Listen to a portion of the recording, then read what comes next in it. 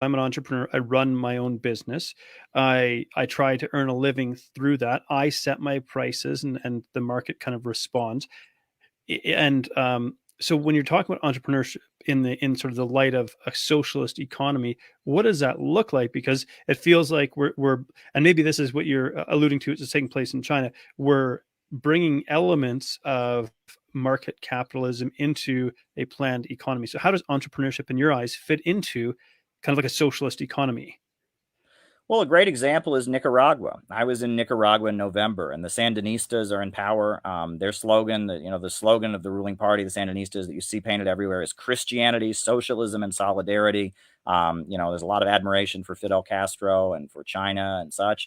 But one of the greatest successes of the Nicaraguan socialist government is the micro entrepreneurship program that they've created. And I met many Nicaraguans who had been empowered by the socialist government to start their own business with loans that are given out at the community level, where the state loans and subsidizes people who want to start making their own hats, or people who want to start weaving their own baskets. And the socialist government empowers people to do what you've done and become entrepreneurs. And it empowers them, it subsidizes them, and it also directs them to do things that are more in the interest of the country overall, not just letting the market chaos rule. And that has been one of their most successful programs. And it's resulted in a lot of poverty alleviation, letting people become entrepreneurs, helping them do it, but also directing them and using the incentives of state subsidies, et cetera, to guide the market in a way that benefits the nation overall. And there are similar programs in Vietnam. And if you look at what China's done, I mean, a lot of these mega corporations like Huawei Technologies,